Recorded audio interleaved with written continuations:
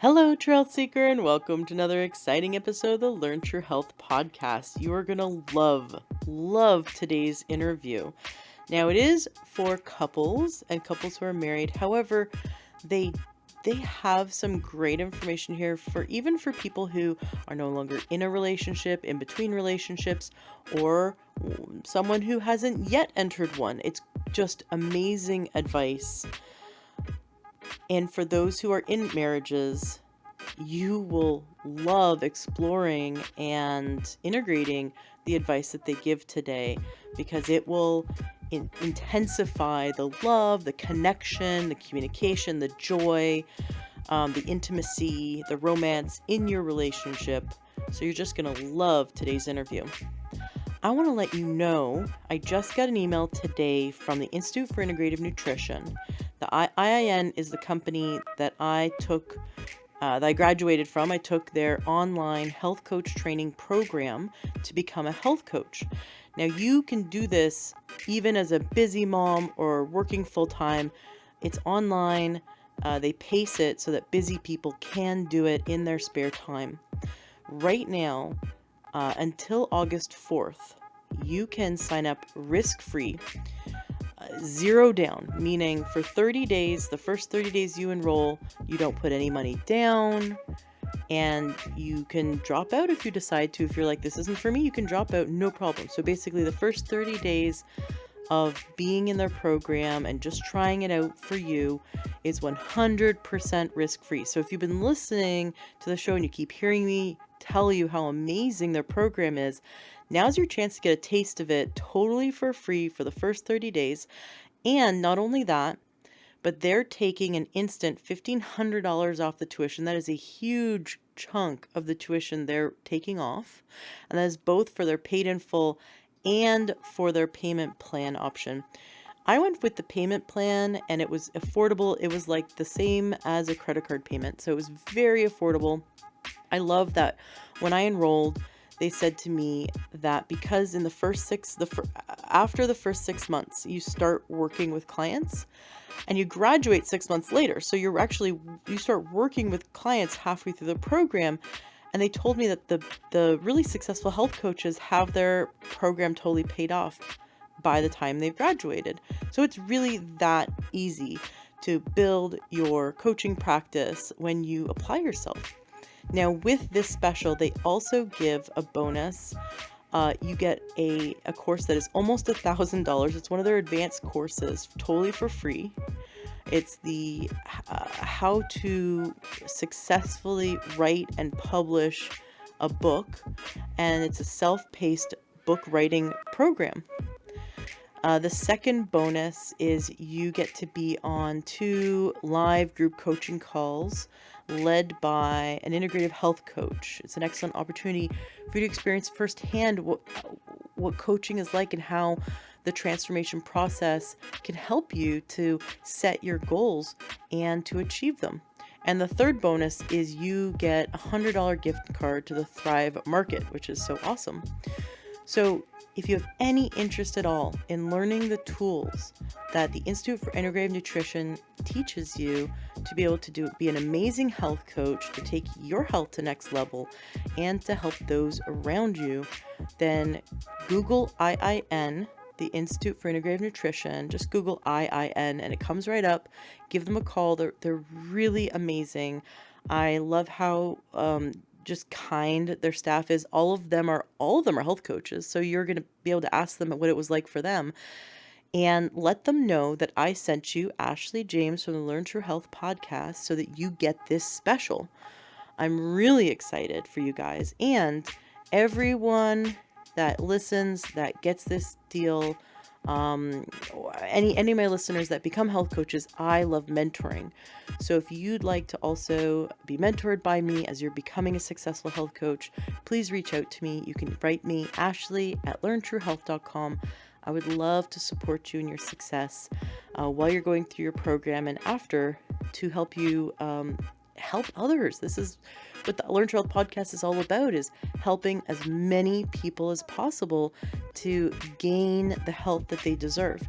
Now, this episode is not about physical health. This episode is about the mental, emotional health that is so important when you're married. If your marriage is not doing so well, the stress of that can drain your magnesium, as Kristen Bowen pointed out to me yesterday when I was talking to her about my interview.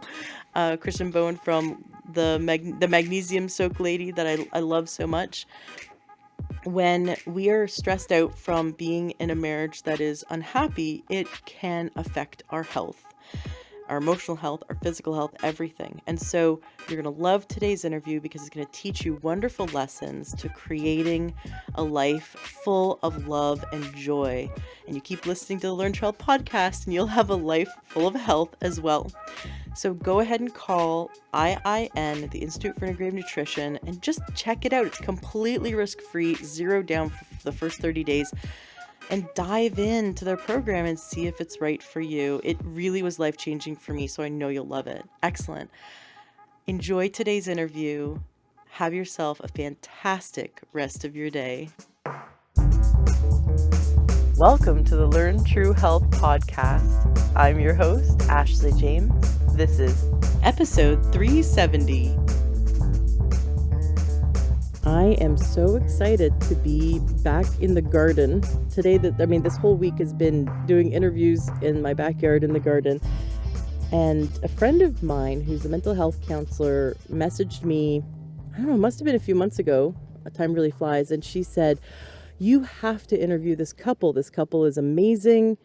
They help people have fantastic relationships and they get such great results. You really have to interview them. And so I'm here with Michelle and with Shane Elsdon, and their website is artoflovingcenter.com. It's so good to have you guys here. Thank you. Thank you. It's so great to be here. I'm holding the mic, so we're gonna do our best to share it three ways. Who would like to start with sharing your story? I'll be glad to. So, Michelle and I were married, and we lived down in Southern Oregon, and I was doing therapy down there in Ashland. We have 7 children. And 7 children, yes. And you look amazing, by the way. Our last child went off to college, and when that happened, Michelle said, hey, let's go live in a big city. And so we started looking around, and we found Seattle, and we decided to come up here and take a look at it. And through our adventure, we found Bellevue and decided to make that our home. So when we came up here, we opened up the Art of Loving Center, and we decided at that time that we were going to try a different little niche, and we were going to approach couples counseling as a couple. So, most of the time we hear a lot of people when they're coming, they're trying to decide, do we want a male counselor? Do we want a female counselor? Right. Who do we want to have in the room, and how do we want to do this? And there's that in itself can lead to argument. So we decided that we would give it a shot to see how it worked with both of us in the room. So we started working together in Bellevue, in the room with our clients, and our clients really enjoyed it. They really liked having the dynamics of both of us in there. Sometimes we'll do some role playing with them and show them how not to do things or how to do things. And then it kind of kicked off, and we had other therapists started calling us saying, is it true you two are both in the room?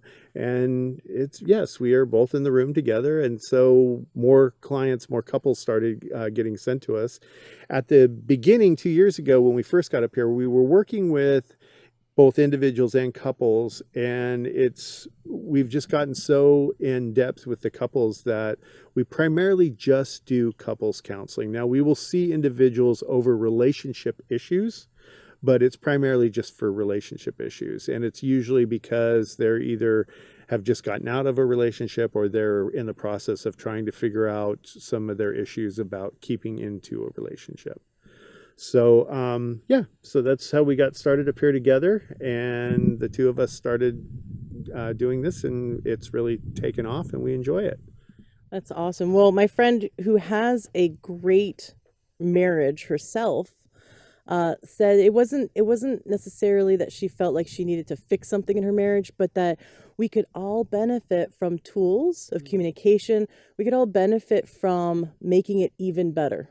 There's always room to make a relationship even better, even more compassionate, even more respect and understanding and appreciation for the other person, and setting boundaries in a healthier way. So there's always room for these tools. And so she went to your, I believe, she did some kind of workshop with you where she was blown away, loved it, and said it was wonderful. And she herself, who has a great marriage, has even grown further. So this isn't just for people who have a rocky marriage, but look at the divorce rates. I mean, isn't it like 50% of marriages are going to end in divorce? So, you guys have an unlimited supply of clientele at your doorstep. Well, I often joke that, and the joke comes from the fact that people who come into counseling typically are bringing a problem that's been with them for about 7 years. So I always joke and say, if I was king for a day, I would make it that every couple has to come to counseling about every 3.5 years, whether they're in a great place or not, just to do a little maintenance. We do that kind of maintenance with our health. We go in for checkups with doctors. We take our cars in for, general maintenance and checkups. I think it's a good idea to take your marriage in for, and that's the nice thing about the workshops that we do is for those who, we don't need counseling or we're afraid of counseling and we don't want to go in there. The workshops are, they're what we call psychoeducation. So they're not counseling, but they're teaching you the tools. They're giving you some new prospects to look into your life and see where you can, gain some value and increase some connectivity with your partner. And some better understanding. And you have a workshop coming up August 3rd and 4th. And it's called the 7 Principles for Making Marriage Work. That sounds really powerful. How did you guys create this workshop? Was it like a light bulb moment, or was it a long time in the making? Well, we both are Gottman trained, and so we studied the Gottman methodology. And so the 7 Principles of Making Marriage Work is written by John Gottman, and it's a book. And then these workshops are based off of the book. So when the couples come to us to the workshop, they get a workbook and the book, and we kind of go through and just talk about starting at the basis, really. Like, we even have premarital couples that come to these workshops, so that they can really get off on a good start. When you think about it, it's like you learn so many things in school and in your life, but you don't really learn how to be in a relationship. And so we're really giving you just some basic tools on, communication, but also like how to keep and build your friendship. And that's one thing that a lot of people overlook. It's like they just think that, we meet and we're connected and we're friends, and then it kind of starts to wane a bit sometimes. And so staying cognizant of the fact that you need to be friends and work on your relationship by building it, by going on dates and just having fun with each other like you did when you first met. Yeah, my husband and I will be celebrating our 11 years marriage next month. Oh, congratulations. Thank you. And he's my best friend. We always say that, like, we're best friends. Like, above all else, we've had that friendship grow deeper and deeper and deeper. And I see other couples that they don't do anything together. They basically come home, maybe they eat together one meal a day, sleep in the same bed, but they have different hobbies. They spend most of the workday away from each other. Maybe they spend some weekends together, but they're not best friends. When couples work with you, do they become best friends or best friends again? Are you looking to create that like that deep of a relationship, or you just want them to at least like each other? Like, what's the goal? Well, science has shown us that the foundation of a good relationship is friendship. One of the things I oftentimes, when couples come into counseling, they come in with a problem and they want to deal with the problem. Just solve the problem. Just solve the problem. And I give an analogy that, you and I, this is our first time of meeting. If we were to cut each other off in the Safeway parking lot, we don't know each other. We could be flippant with each other. We could be rude to each other. And it's just whatever at that time because we don't know each other and we have no foundation or friendship between us. And who knows what, if we'll ever see each other again type thing. Right. But if you and I were childhood friends that have grown up together, if we were roommates in college, if we barbecue every Wednesday together and we had this friendship, when we cut each other off in the parking lot, we may, tease each other a little bit about our driving or something to be funny with each other because we have that friendship to do that with. But we would also be more empathetic of each other and more cautious about how we offend each other. And it's the same thing in a relationship. When you come into counseling, if you come in and you have lost that friendship and you're not having that connection with your partner, it's going to be hard to be empathetic with them, to be passionate with them, and to hear all of that aspect in trying to work through the problem. So oftentimes when we get into this, we first learn how they're doing in their relationship. Is there a lot of positivity in the relationship or a lot of negative sentiment that's going on in the relationship? Are they actually interacting and having a friendly relationship? If not, we start with the basis of building that friendship up. We try to get them interacting, being friends, connecting together. And it's amazing. When they start acting as friends and when they start to build that friendship, then we can enter into the conflict and we can talk about the conflict. And it's much easier to deal with conflict when you're dealing with a friend than it is to deal with conflict when you're dealing with someone that you're no longer connected with. How can you start to build a friendship in a relationship when trust has been lost, when maybe for the last few years there's been fights, there's been, cattiness, there's been boundary pushing, and it feels more like a hostile environment? Maybe it's a bit passive, but it feels more like a war zone or like dealing with a political, like two different politicians fighting in the home rather than a friendship. How does trust and friendship start to become fostered when there's that fear that the other person's going to revert back to hurting them, verbally? Well, first off, it's a slow process.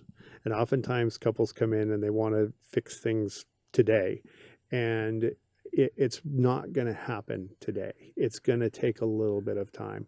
So at first, what we do is we try to get the people to open up and start sharing. We also teach the people to look at themselves instead of their partner. So typically when couples walk in the room, the first thing is I don't have the problem. Michelle's the one with the problem. You need to fix her. And of course, Michelle's over there pointing back at me saying, I don't have the problem. Shane's got the problem. And that's how we look at this. And so the very first thing that I try to explain to the clients is we're not here to fix your partner for you.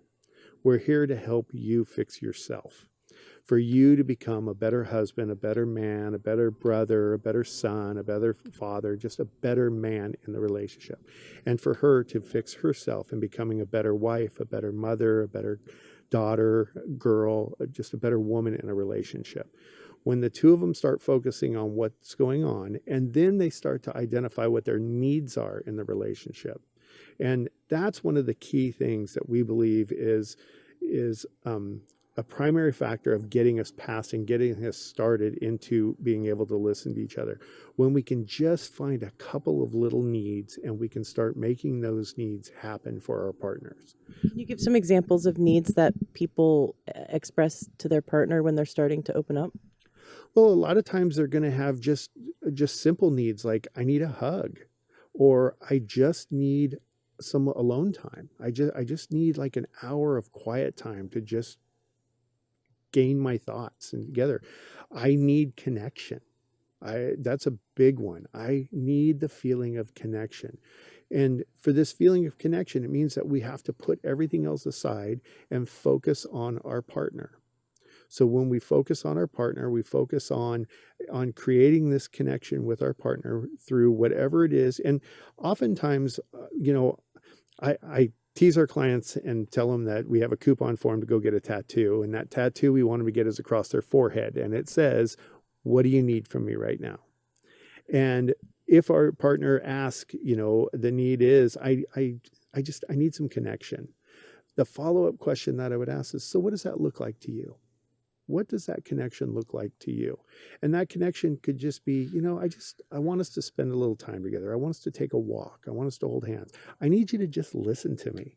I just need to vent, not to judge me, not to tell me I'm wrong, but just to be an active, empathetic listener to me and hear what I have to say.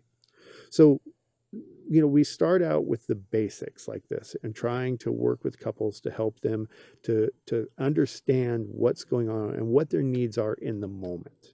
Okay. We spend a lot of times looking at this, what we call the big picture, or this futuristic picture of something that is a narrative that we're writing in our head, but it's not really what our needs are. If we can identify what the needs are that we have right now with what's going on, and our partners can help us to meet those needs, then we start to feel connected with each other. Then we start to feel trust to start to build up again. And trust is one of those things that it takes a while. It takes not only just the words, but it takes the actions. And it takes that feeling of connection, and that feeling of feeling that your partner is listening to you, they're empathetic with you, they're connecting with you, they're not fixing you or shaming you or guilting you, but they're hearing you and meeting your needs. There's so many different methods out there for family counseling, for couples counseling. Why did you resonate with the Gottman Method the most? Well, we really like the fact that it's science-based, and so there's 45 years of research in the methodology of the Gottman work, and they studied couples over 10 years and did 3,000 couples in this, what they called the love lab. And so they had these couples come in, and they monitored them in this. It was basically like a bed and breakfast type situation, and they would come in and they would hook them up to EKGs and do blood work, and then they also had like these scientists behind like a two-way mirror that were taking notes of their responses to each other, and how they were acting together. And they could leave, of course, and come back, because it was a weekend that they did this. But I think from that research, it really built those 7 principles of what was working for the couples. And so they kind of had what they called the masters and the disasters after this whole workshop that they or work that they did. And so the masters were the ones that they kind of pulled these 7 principles from. And so we really resonated with those. Shane and I in our marriage were doing a lot of those things. And so it really made sense to us that, when we read about it, it was something that I thought they were watching us. yeah. We read some of the stuff we read and was like, hey, this is what we said. These guys have been following us. But that's the whole thing, like Michelle was saying, that's where the masters came from. So they didn't have these 7 things that they taught the masters to do. What it was is, in watching these couples, they found out that these were the 7 things that they were doing. They didn't know that these were the right things to do. They found out that these were the things that they were doing. That sounds a lot like neurolinguistic programming, where they Richard Bandler and John Grinder looked at different therapies and tried to find like what really works, like Virginia Satir's method and other Milton Erickson, and they were looking for what really works, and then they would model it. So what you're saying is that the Gottman in the Love Lab was looking at amazing couples that had great marriages, and then they found these 7 commonalities, and if they could model that and teach it to the disaster couples, then the disaster couples could transform their marriages. Is that what you're saying? And the idea is that, just like we go through and we show the six signs of divorce that is written in the Gottman's book, and a lot of times when we're doing that, couples will read through and they'll think, oh my God, we're doing all 6 of these things, or we're doing 5 of these things. And that's okay. That doesn't mean that you're doomed and you're going to be divorced and there's no hope for you. you're doing the first step in coming to counseling or coming to a workshop and identifying that, wow, these are the things that we're doing. These are the things that are creating these problems in our relationship. And so now we can look at, so what are the ways we need to change in order to have a better relationship? How can we open up to each other in this new way? And again, if you're 50 years old and this is the first time of doing this, you've been living with this habit for 50 years. You've been doing this way of how if you've been married for 20 years, you've been living for 20 years doing these habits. So to come into a workshop or to counseling and to think that you're going to have a session, here's the tool, now go do it and don't make a mistake. That's not going to happen. Okay. You're going to make mistakes, but the idea is you have the tools. Now we just need to practice the tools, keep using the tools over and over and refine them as we move down our relationship, learning new ways to do things. I like that your method has each couple take 100% responsibility for themselves and in looking at themselves and bettering themselves, and also putting that tattoo on their head. What do you need right now? And if each couple can take 100% responsibility, then it feels really good, because I think that's concern over time is like, I'm doing more than my spouse, or I'm putting more in and they're not, or I'm loving them more and they're not, or I'm my needs aren't being met and his are, or hers are. And so going in and going, okay, wipe the slate, we're both going to take 100% responsibility. I really like that also helps to build that trust. I think if both can say, I'm willing to commit. When you were talking about friendship, I was almost crying, because my husband and I have this thing that we developed early in our relationship where if one of us was upset, the other one would try to make the other one laugh. I mean, in a way that honors them, right? And in a way that, helps to make light of the situation. And then once the person is not upset anymore, then we can talk it through and work it out. And it's just like that was part of our friendship. Right. Because, you can do that with a really good friend. Like you said, the friend you went to college with and barbecue every Wednesday with, you can do little jabs at each other and joke with each other. And if something heated happens, you guys can, you know what I mean? Like just. Those are called repair attempts. Humor is a great repair attempt. Repair attempts are when, one, you can see your partner's in a place, so you use a repair attempt to help them, or when you and your partner get off track and say you're having a discussion or an argument about a particular subject and you start to get off track. When you get off track with that, the key to the masters is that they use repair attempts to get things back onto track, to bring it back to what the actual discussion was about. And the idea is to try to keep the problem about the problem and not about, making it personal with each other. So that's one of the things that we will oftentimes do with couples is we will ask them to remove the words you and your from their vocabulary when they're discussing about problems. In these, when you're discussing an issue of what needs to be done or what, your feelings are, take those words out. First off, it slows you way down. You have to slow way down and think about how you're saying this, and you can keep the focus on that. But one of the things I did want to go back to was, when it comes to friendship, we believe that friendship is the basis of a good relationship.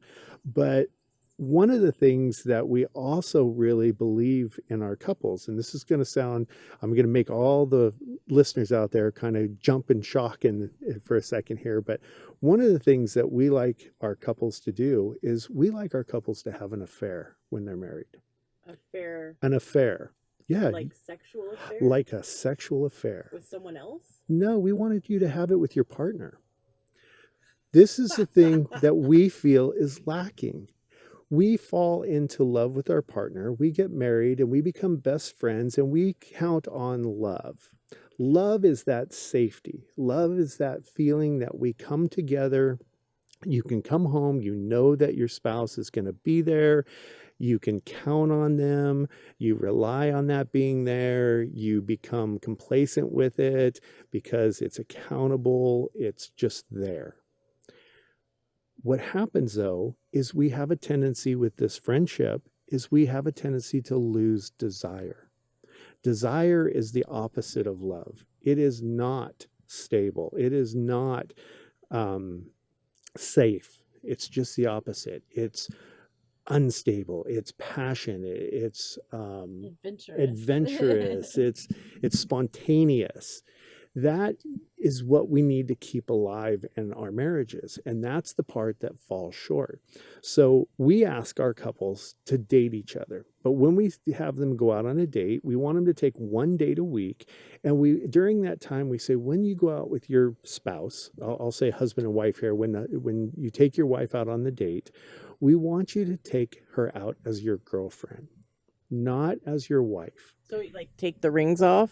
No, you know what? It's funny you want to play that way. If you want to play that way, you can.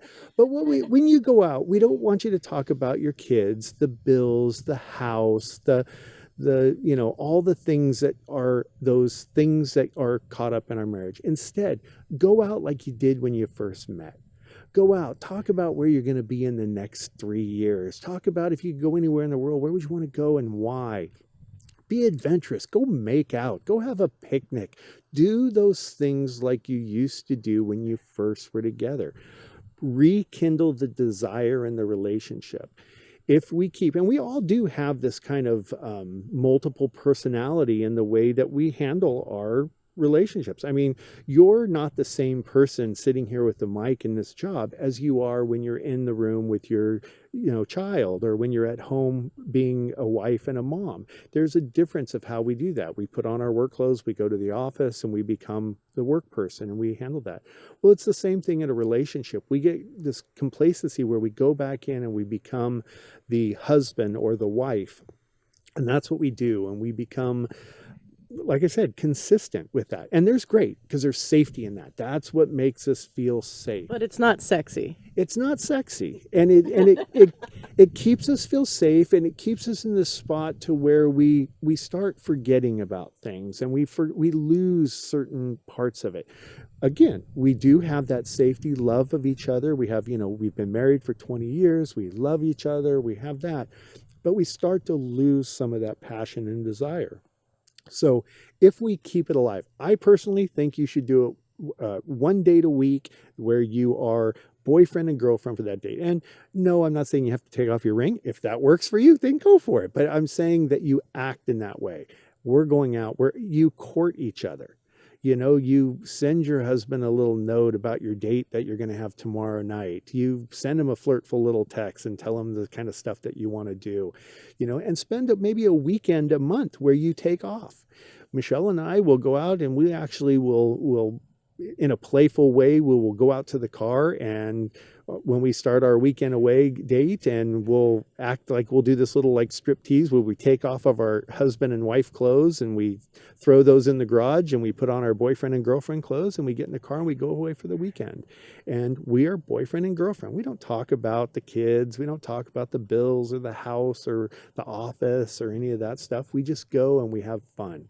We do the things like we did when we were younger. We explore each other in a new way, and we keep that part vital and new. And that's what I believe husband and wives really need to do. And it's amazing to me to watch couples when they come in and we give them this advice. And just like your eyes got really big when I said have an affair, you're like, what? Wait a second. I was like, this is not that kind of podcast.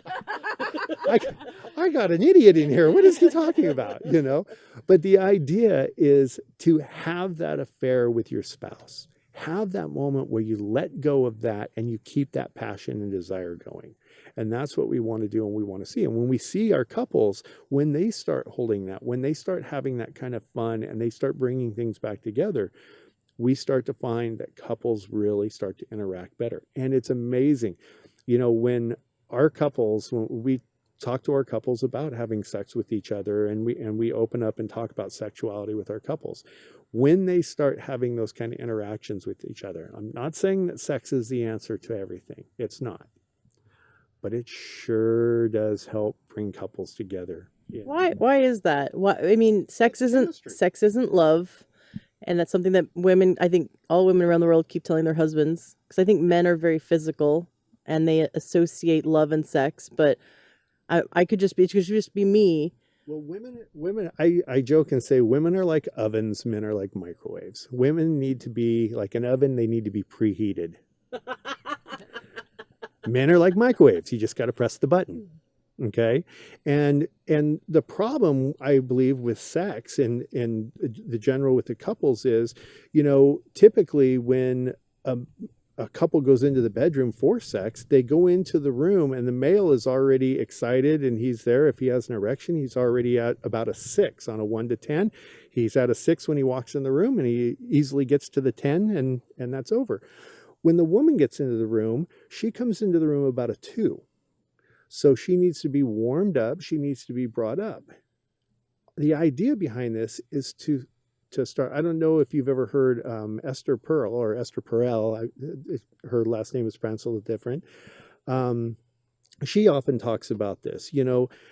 Foreplay, we'll ask couples, when does foreplay start in your relationship? And oftentimes they say when we walk in the bedroom or when we get into bed, and it's those couple of activities that we do right before sex. And as she stated, and I agree completely, foreplay starts right after your last orgasm. That's when foreplay starts. It's the sending each other the text, the I love you, the thinking of you. You looked really sexy this morning when drool was running down your cheek onto the pillow. It's you look good in the shower. It's the walking into a meeting and sending the text, hey, I missed you. It's the coming up behind, your spouse and giving them a kiss and asking if you can help with cook dinner or do the dishes. It's being flirtful. That's the foreplay that gets things going. That's what brings us up into that mood to go. And that's what's lacking a lot of times, which I believe is why a lot of women feel the way that you were starting to explain. So the idea is, and again, I want to go back to it. I'm not saying that sex is the cure for everything, but I am saying that when you look at couples that come in that are having sex and who have a good, healthy sex life, they come in with a good working format with each other, to work with each other in a way that they can interact and get through a lot of their issues and problems. What about when one of the people in the relationship or both has had trauma, sexual trauma in their past? How and that impedes them from having that deep connection with their spouse?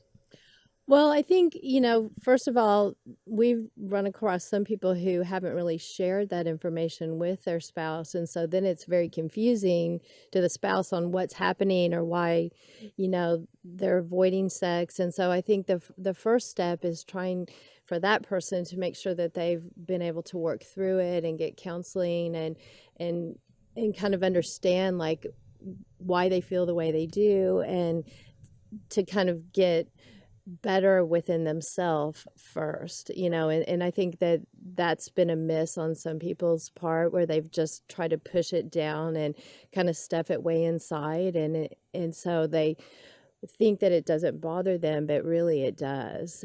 And their spouse can then take it personally, like she doesn't, it's something like they feel inadequate, but it's really the other person has insecurities because they've gone through trauma.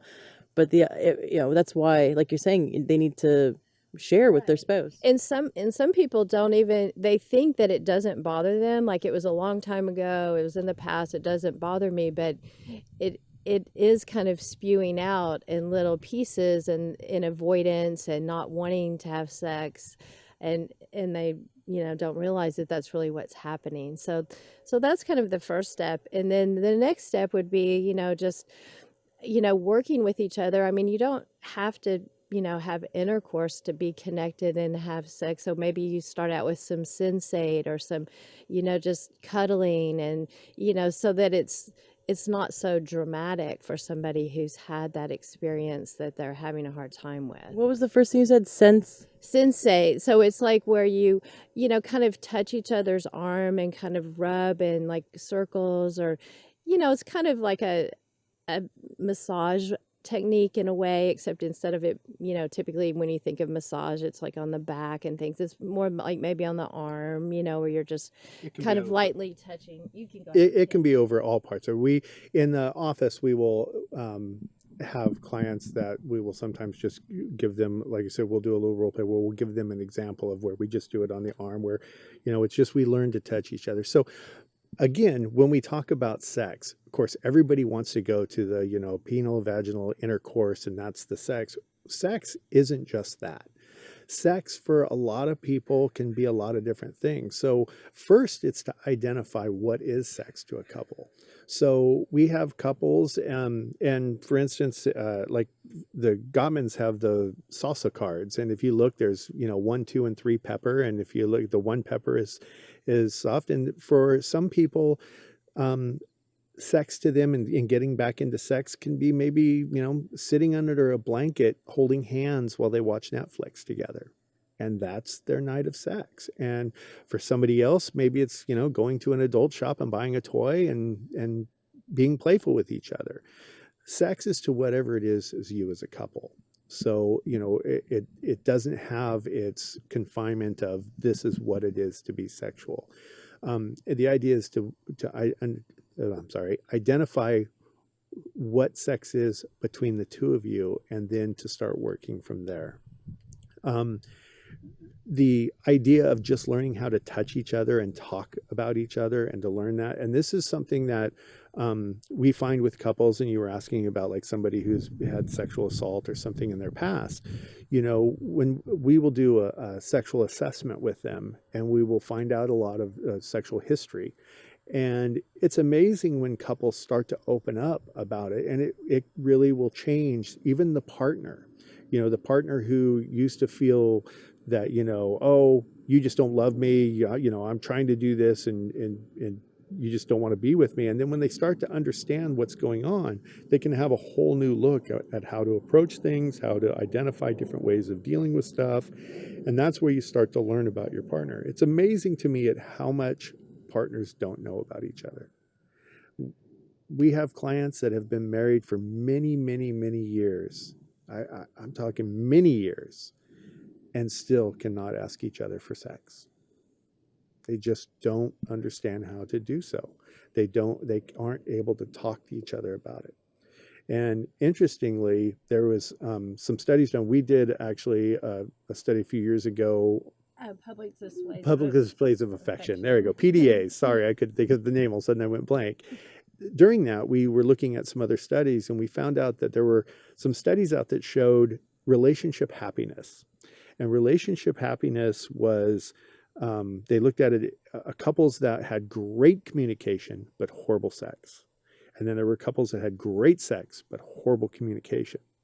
And interestingly, the study showed that the couples that had great sex and horrible communication actually scored higher on relationship satisfaction than the couples who had great communication and horrible sex.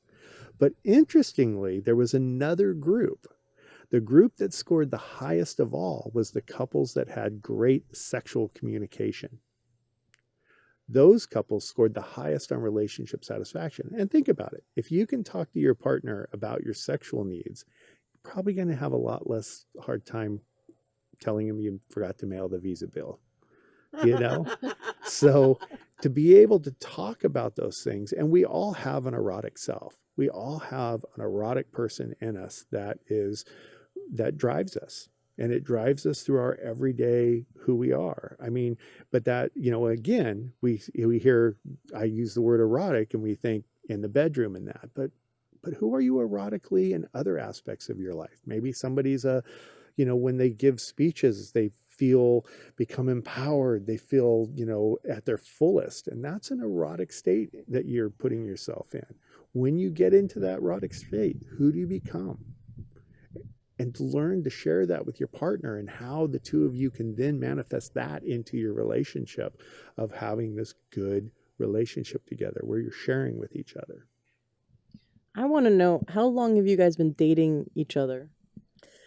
Well, we've been dating each other, since the day we met, really, and we've never stopped. You never had a lull, like a low time in your marriage, or like, did you know about the Gottman Method before you got married? I mean, has your marriage always been great? Well, our marriage, we feel, has been great. We didn't know of the Gottman Method before, but as I said, remember, the couples that went through and that were labeled the masters, they didn't know of the Gottman Method either. they were practicing these techniques. And that was why I think it was kind of interesting when we were reading it. When in reading it, it was kind of like, hey, they're following us. It's because they were reading things that we were saying, like, hey, we do this. This is what we believe. This is what we've been telling people, you need to be like this. You need to be doing this kind of stuff. And that's what the tools were. And that's actually what they found in that love lab. So the two of you were the lucky couple that were naturally doing so many things right, so many things that make a marriage work. My husband and I have always felt like we were a team. We've been entrepreneurs together. We run a business together like you guys, right? And we've been best friends and been married. And it feels like marriage is more than just one level, right? That's this many levels of intimacy and connection. Share with me, like, before you guys knew about the Gottman Method, you were just having a great marriage. Did you look around and see that you were so different from other couples? Did you feel like you guys, like, it doesn't sound like you had to work on it. Can you just share a bit about the quality of your marriage before you started consciously thinking about the things that you're doing right to make a good marriage?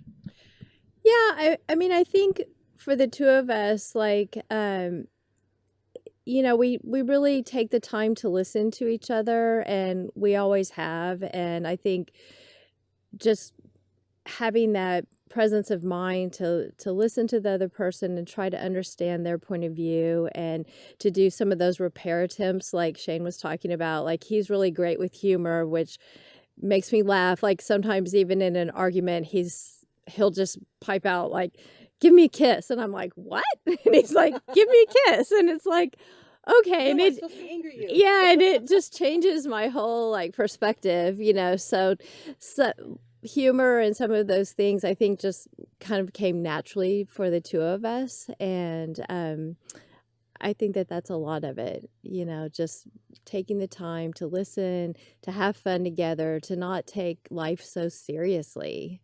And also, like, one thing that we teach in the workshops is keeping a positive perspective about your partner. And I think that that's where people can kind of get in a problem, is when you start down a negative path. And so you start thinking of all the bad things that you don't like about your spouse or your partner, instead of thinking of all of the positive things of why you got together with them in the first place. And so when you get into that negative perspective where that's all you can think about is, he never picks up his socks, or she never helps me with this. And, and then you build up this ugly resentment. And so remembering to stay positive with each other, and to think of all of those reasons why, when you first met, like why you fell in love with each other, and to keep that fresh, it's really important.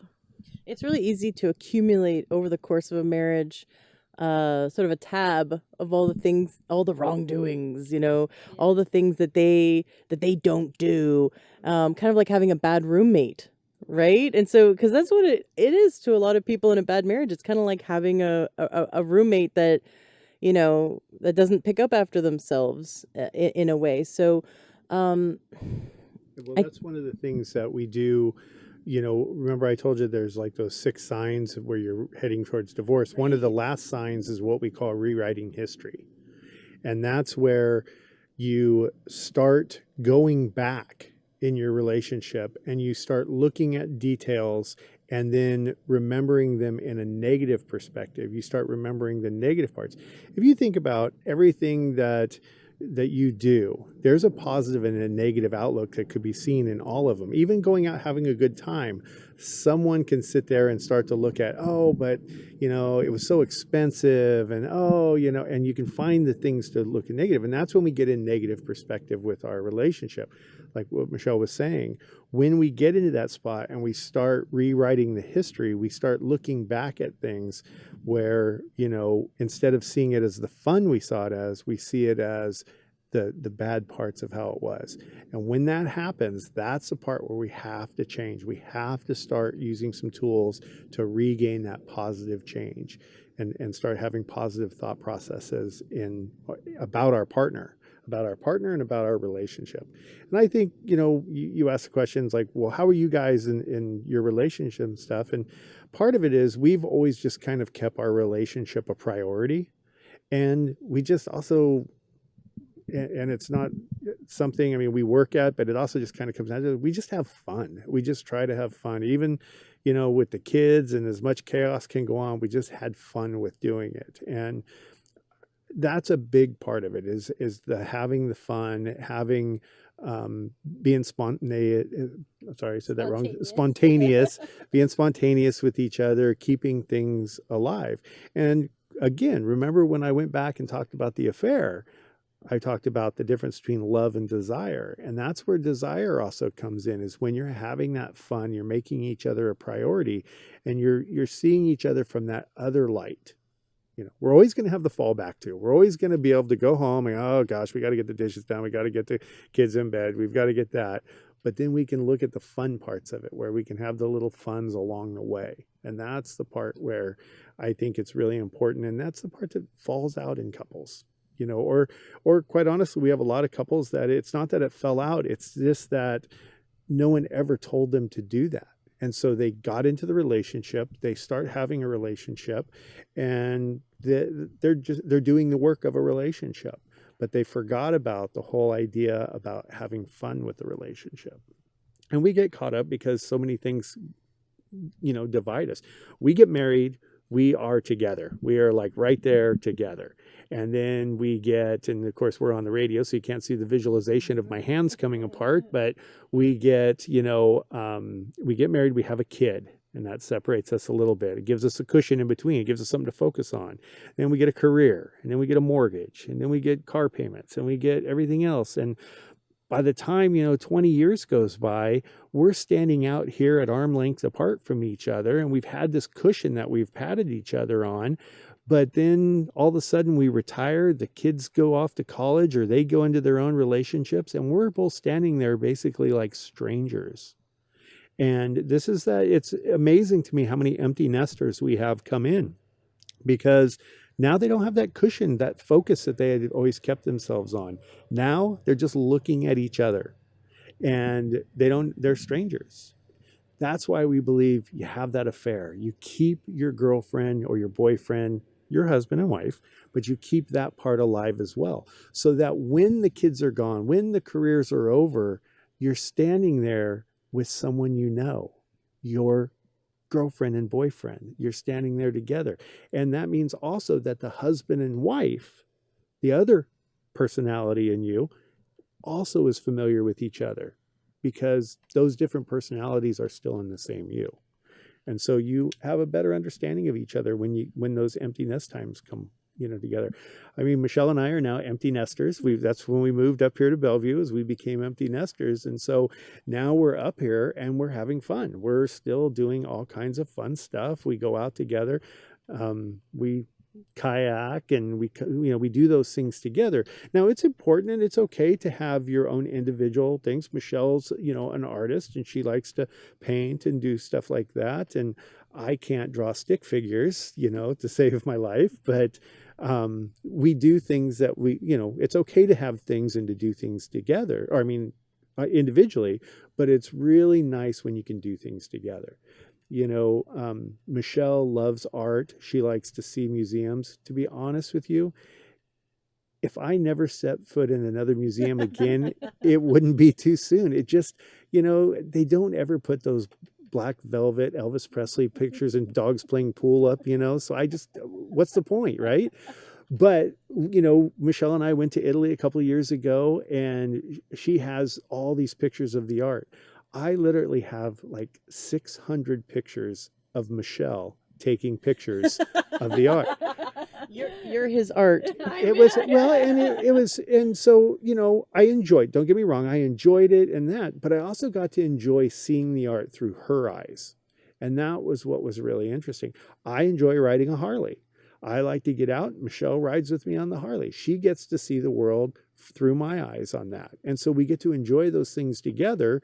If I was to pass away tomorrow, I doubt Michelle would drive a Harley.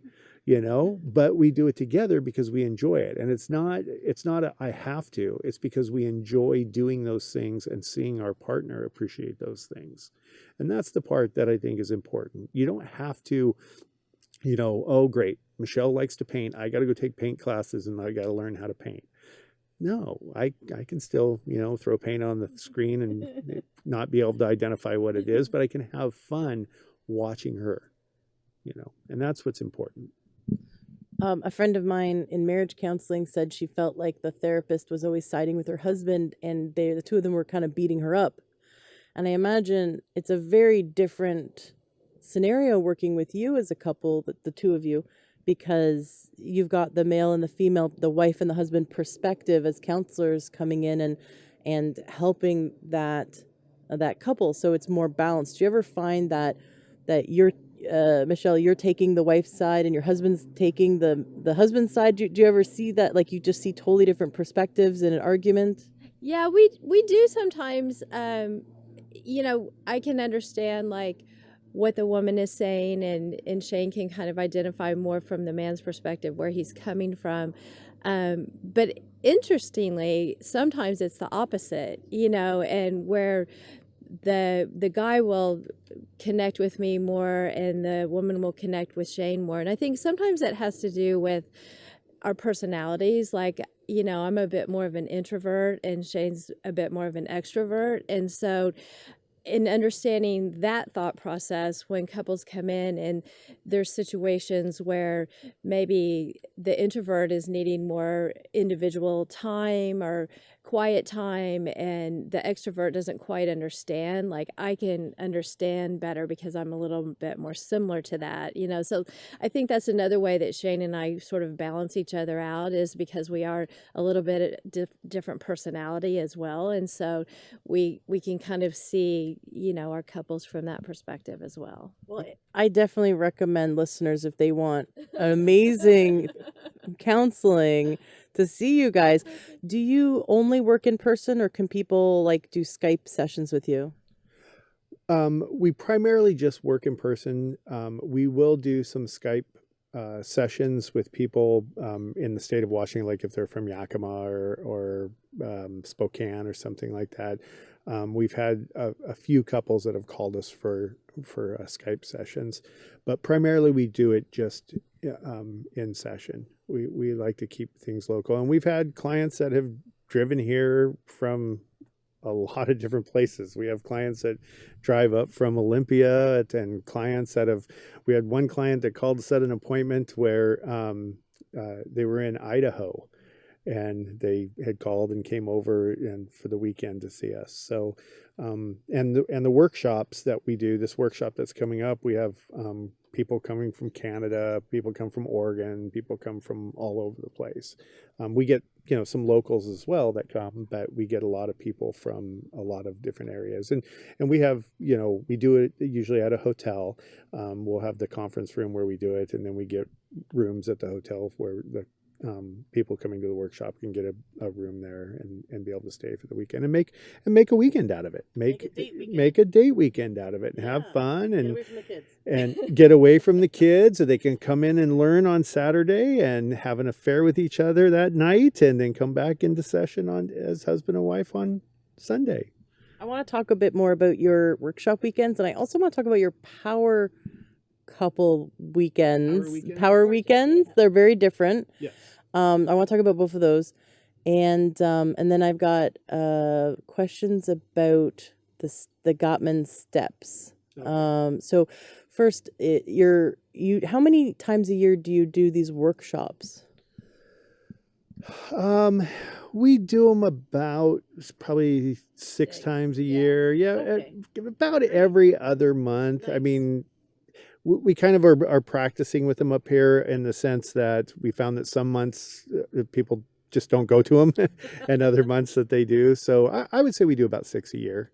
Very cool. Yeah, about every other month. We have one scheduled in August, at the beginning of August, and I think our next one is October that we have set up. And then I think we also have another one in November afterwards. So kind of a back-to-back one. My friend highly, highly recommends it. She loved it. How long have you guys been teaching these workshops together? We've been teaching them for 2 years now, so we've really had fun doing them. And our workshops are a little on the small side, and which we really enjoy because we're able to like focus on the people that attend and give some individual attention. So when we do the breakout, so we have like some lecture time, and then we have like sometimes where we show you a tool, and Shane and I will show you like how not to do it and then how to do it as like a role play situation. And then everybody will do a breakout, and they'll go with their partner and go into like the lobby and stuff, and then we walk around and kind of help people learn how to use the tool, make sure they're doing it right, and if they have questions or struggles, then we can help them out. So it's nice for us to have a manageable group that we're able to go and see everyone. So that's really kind of unique, I think, with some of the other workshops, where they're a little bit bigger and it's harder.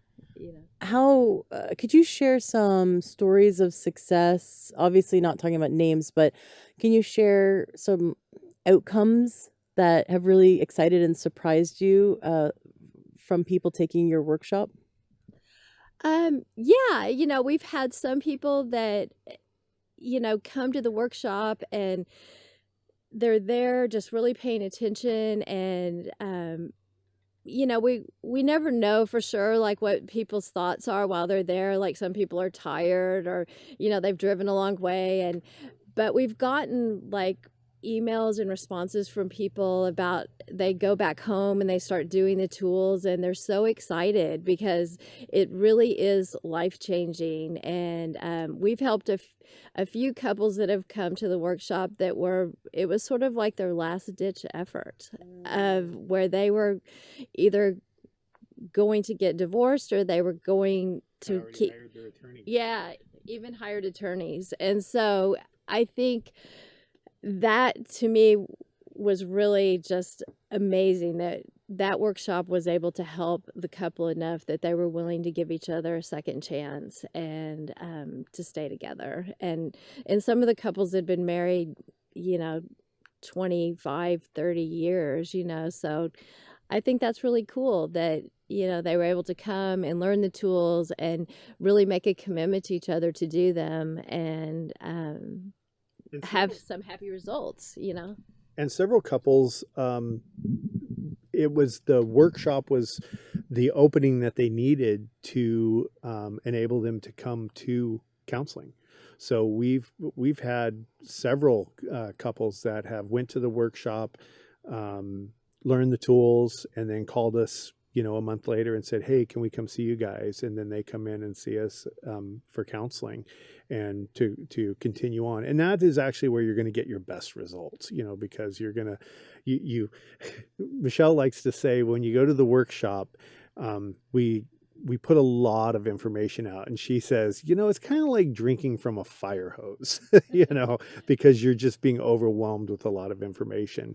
And the tools that you get, you get a workbook, there's the exercises, we go through with them, we help you. But then when you go home, oftentimes we will forget or we'll miss some of the more intellectual intent of the workshop or of the tool that's being used, and it can sometimes cause more arguments or more fights with us. So then coming back to us, and then sometimes, these tools that we have, they're great for getting us through there. But if you have some history that's underneath and behind it, then sometimes we have to dig into that, and we'll have to get into that history. But that's where we change roles. The role at the workshop is we're education.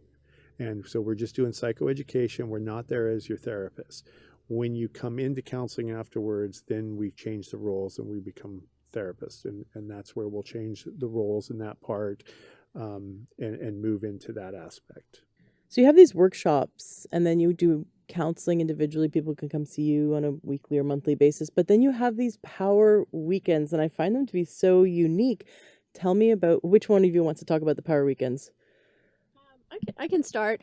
So the power weekends are really more of an individualized attention on one couple. And so, there might be a couple who lives out of state that wants to come and work with us for like an intensive, like 2 or 3 day period. And so we set aside the time to work with couples in that format. And we go over a lot of these tools that we've been talking about and also find out what's going on. If they have, some individualized things that they also want to focus on, then we can do that. And then, we also have some couples who are just super busy, like they're traveling all the time, their schedules don't connect, and they have a really hard time coming into counseling. And so On a weekly basis. yeah, on a weekly basis, just because of their work schedules and stuff like that. And so they ask to have just these intensive power weekends where they come in and really work on something that they need to work on, and then of course we share with them the tools that are, maybe specific to their needs. And it's really, individualized to the couple. So with the workshops, it's a little bit more broad for the people that are there, but for the power weekends, it's really individualized to that couple. And we set up, like, before we even do the weekend, we send out a questionnaire and have them fill it out, and then we have some assessments, and then we do some individual, like, phone calling or in office appointments, depending on if they live locally or not. And then we do the weekend, and then we follow up with some sessions as well. So Do you notice that you get better results when couples do the power weekend versus just counseling over time, or is it really just depends on the couple? It depends on the couple, and the power weekends are kind of they're a specialty tool. I don't necessarily see them as in place of, they're because of a specific, like Michelle was saying, they're either they're a couple that wants to come and work with us and they're from out of state or something, so they come to us, or it's that, high tasked executive that does a lot of traveling, and they're really caught apart where their schedules won't line up. And so we're trying to give them and there is much more of an intense focus on what it is that they're trying to work on. So that's why we give so many assessments and questionnaires going in beforehand to come into it. And it's not one that is going to be something that, if, like, say there's affairs going on, or there's some addictions or something that's going on, we would probably not take them in for that kind of a power weekend. That's going to take some more counseling besides just what we could do in that power weekend.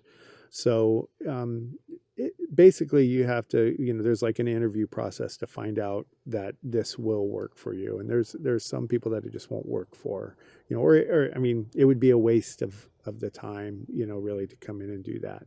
And there's things that have to be focused on before they can get to that point. Give me the format of what the power weekend looks like for a couple. Well, that's set up individually. So it depends, again, on what they're coming in for. But on our 3-day one, it's going to come in. We're going to meet them Friday. Usually the four of us go away somewhere. So we usually go to some type of a retreat. We will go over the process of what it was that they are trying to get from from this weekend. And then we start with them, let's just say on Friday. We'll start with them on Friday, and we will take them in the direction that the assessments and their questionnaires have shown us where they want to go. And then we, incorporate tools that are needed and the counseling that's needed for that. But the thing about the power weekend is each one of them is individual to the couple. So there's not really a directive of saying, like, well, this is how we do it. It's because it's really directed towards the couple, and the intensity of what they need. So it's not that they're being in a counseling session the entire weekend. Well, no, it's 6 or 7 hours a day. Wow. We'll take a break and we take breaks. We have lunch. There's dinner. There's homework that they do in the evenings. We are there so that we also stay, at the same place. So if during the homework, if there's some roadblocks that come up, then they can get us as well, and we'll help them through those roadblocks. But it's really, it's all 3 days. And like I said, there is a time where they'll go to dinner, they'll go on a date, they'll go to dinner. Afterwards, they're going to go home. They're going to work on some of the homework that they're in. Then we're back in there in the morning again, and we work on it all day long, taking a break here and there, going to lunch, those kind of things. But we work on it, a good 6 hours every day. And as Gottman deciphered the 7 things that really successful couples do, as you've been doing these power weekends with couples, helping them to transform their relationships, what insights have you seen, or what aha moments have you had that has strengthened your ability to counsel people and help them build stronger relationships? So I think we probably get more insight from our counseling sessions than the power weekend sessions, just because of the intensity of that we're in a power weekend. A power weekend is pretty intense. The sessions that we see where we're getting to see people that are working through stuff on every day, I think some of the biggest insight, I think is what you were asking. I think some of the biggest insight that comes from it is probably the intensity of what people are or are not willing to work on the relationship. It's amazing to me to watch people come into counseling and yet not want to actually do the work. That even though they're coming into counseling, they're putting in the time, they're putting in the time of coming into the session, they're still not putting in the work into what it is that they're working on. It's kind of like taking, homework, and yet you're given homework, you go home and you don't do it. Yeah, like we've seen couples that have come in that seem like a disaster, but yet those couples that I'm thinking of, they worked so hard with the homework, and they came in every week and talked about, what they were doing and how it was helping. And it was amazing to watch the transformation, where there's been other couples that seem like, oh, wow, they just have a few little things that they need to work on.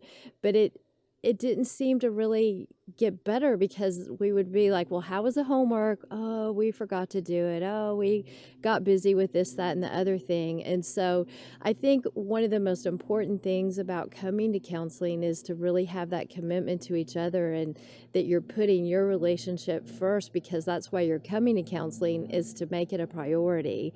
And if you can't make it a priority because you're, have the kids things and your work and excuses, the house, and basically the excuses, that it's sort of like wasting your money, because like Shane said, it's like going to college or something and never doing the work and then expecting to have a good result. Right. And that seems like it's not doing the homework sounds like a symptom of what they've already have been doing, which is not prioritizing their marriage. Exactly.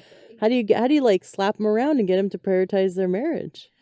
Well, we're kind of like the teachers in the way of, reminding them how important the homework is. And, when they do the homework, maybe they have a week where they did it, and then we really can see a difference, and we talk about that, and wow, we can really see a difference in how you're interacting with each other.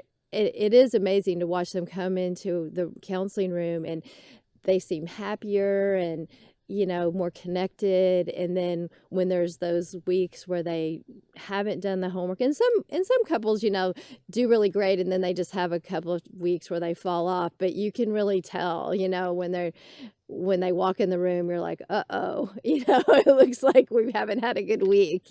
So I think it's the reward of the couple can see it themselves, like when they do it, they're like, wow, we can really tell a difference. It sounds like results-based therapy. It's, and as Michelle said, they can walk into the room and we can just look and say like, yeah, they've been doing their homework. You can just see it. And as she said, 2 or 3 weeks will go by and you'll see them, they'll come in and it's just like, okay, they aren't doing it right now. And, it's that thought of like, wow, it was working so good. We just decided we didn't want to do it anymore. It's kind of one of those feelings of like, okay, what happened here? And again, there is that part of that commitment of where you're making your priority something that's going to be there. And relationships take work. I wish I could say they didn't, but they do. Relationships do take work. It's like being a parent. Being a parent, it's easy to become a parent, but it takes work to maintain and be a good parent. You have to be involved. And the same thing with a relationship. You have to be involved. If you want to maintain a relationship, you have to be involved and you have to put in work to it. Well, now, what about couples who are no longer together? I have several friends who are divorced, but that they have children and they've chosen to be good parents and be good sort of team members to continue to have a friendship for their kids because they have that common goal.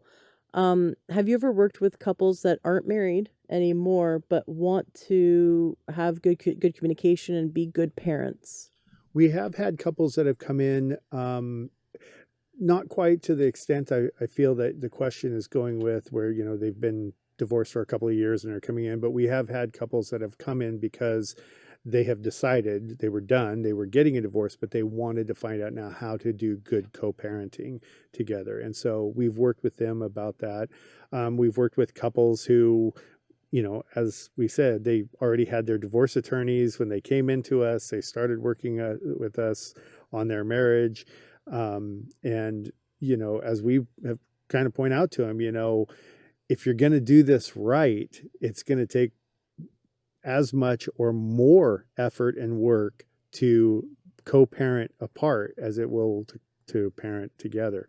Because if you're truly going to be the parent you need to be for your child, it means that you still need to be respectful to your other partner. We don't want to be talking bad about our partners in front of our children. We want to be respectful to them. We want to teach our children how their mother or father should be treated so that they can have that same example set for them. And then it also means that when there's additional parents get added into it, your partner gets remarried, you get remarried. Now we have to have this same relationship with 4 of us instead of just 2 of us. So quite honestly, it's just as hard or more work with, getting divorced as it is staying together if we're really going to be co-parenting and good parents with each other. So there's a lot of effort and work that goes into it in doing that. And in reality, when when we add in the aspect of children into it, part of the thing is to understand that we need to teach our children how they need to be in a relationship. We are giving them an example of what it looks like. So we need our daughters to know how a man should treat them and how they should treat the man. And we need our sons to know how they should treat a woman and how women should treat them. And we do that by giving that as example as a husband and a wife. I have said this to many clients, we have never had a couple come in and sit down and say, my parents were so loving and they got along so well and they were so, they were always touching each other and kissing and laughing and talking and, I don't even want to say what we heard coming from their room and all of this kind of stuff. And I think that's why I'm so screwed up. We've never heard that, but we have had lots of couples come in that say, well, my parents, obviously they had sex once because I'm here.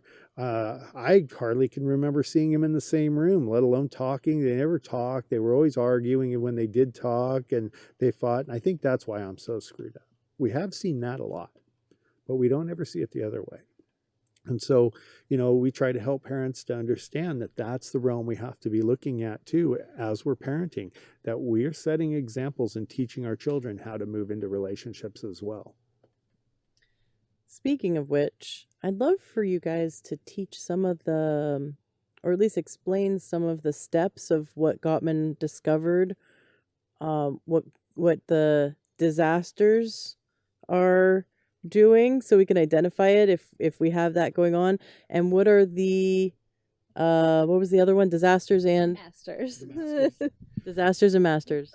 So the 7 steps that they were talking about is that what we find with the masters is that they build love maps, they share fondness and admiration, they share positive perspective, they have good conflict resolution, they know how to do conflict, they share dreams, and they also share purpose and meaning in life. What's a love map? The love maps are, these are the things that we have with each other. It's how we know our partner. It's what we know about our partner. So I like to think about like those Randy McNally maps. Think about a road map. The Alice Old map. school. The old school. Yeah. Yeah, old school. Those paper things that we used to have. So those, and even if you look on the GPS, so those bright red lines that are on the GPS or on those maps, those are the big things. Those are like I-5, the 405. Those are the big freeways. Those are the common, easy things to think about. Those are like, knowing who your parents are, where you were born, who, what neighborhood you grew up in, what school you went to. Then you have the smaller ones, the black highways. Those are like Highway 2 or Highway 20, those ones. Those are a little smaller. Those are, now I know maybe who your best friend was in school, what kind of classes you hated or didn't like in college, what your favorite professor was, those kind of things. Then we get down to this even smaller roads, and as we go, each one gets more personal. What your favorite foods are, what your favorite animal is, your favorite tree, favorite kind of flower, and we keep going until we get all the way down, and hopefully a couple has a road map that their love maps are so set up that they've got those, dirt roads and back alleys. And that's, we know our sexual fantasies, we know what makes our partner tick and what turns them on and those kind of things. And the thing about it is, just like on your GPS or maps, they are constantly redoing them. Your GPS constantly needs to be updated. And that's because so does the love maps. Things like where you were born, that's not going to change. But your favorite food, I imagine your favorite food now is probably not the same as it was when you were in high school or the same when you were, 5. So those things are changing. The things that you like, the things that you desire, those are constantly changing. Oftentimes, we play the role play when we'll do it of, oh, your 2 best friends, and, your best friends can change. It's like, oh, these are your 2 best friends. Well, actually, no, they passed away a few years ago. And as a partner, sometimes we don't even know that because we're not paying attention. So the idea is to constantly be touching base with each other, to check in with each other, keep familiar with each other. In relationships, it's not the big things that have the biggest impact. It's the small things. Those are what create the emotional bank account. And for some of us, we make a lot of withdrawals out of the emotional bank account. I'm referring to myself there. I can screw up real easy and really hurt that emotional bank account. So I constantly want to be putting into it. And those emotional bank accounts are the little things. They're staying in touch with your partner. They're keeping current on what they're liking, what's going on in their life. It's telling them I love you. It's bringing them the little flower. It's the holding their hand when you're walking down the street. Those are the things that add to that emotional bank account. That's what really makes things happen in a relationship. Going to Hawaii, that's great. It's a big investment. It can have a real high payoff, but it doesn't last. Week after you're back and it's forgotten, and it doesn't have that fulfillment into the relationship like the little things do. What kind of little things do you give examples or suggest to couples who don't really know where to start? I think it's just paying attention to like your partner and like what they like. Like, maybe you're going to the grocery store and you pick up their favorite ice cream and bring it home as a treat. Or, you get the dry cleaning that normally they get, but you do it as a favor. Or pick up something around the house that, will make their evening easier. Or you draw a bath for your wife and have a glass of wine sitting there because she had a hard day at work, and when she called she told you on the phone. Or so it's just being thoughtful and like paying attention to what's going on with your partner, and little simple things like putting a sticky note on the mirror in the morning, like if you leave before your partner and you put a little I love you, or do a little heart in the steam in the shower. And it's just sweet, fun little things. They don't have to cost money. It's just more about being thoughtful. And if both people are doing it to each other, then I can see how that would build the desire and make it more and more fun, because it's surprises. These, like you said, it's these little things, but how romantic, because they're surprises, and they're just examples are showing that the other person's thinking of them. I'm sure you guys have heard of the love languages, this Yes. idea that, some people need to be given gifts to know that they're loved, and some people need to be touched to know that they're loved, and some people need to be told.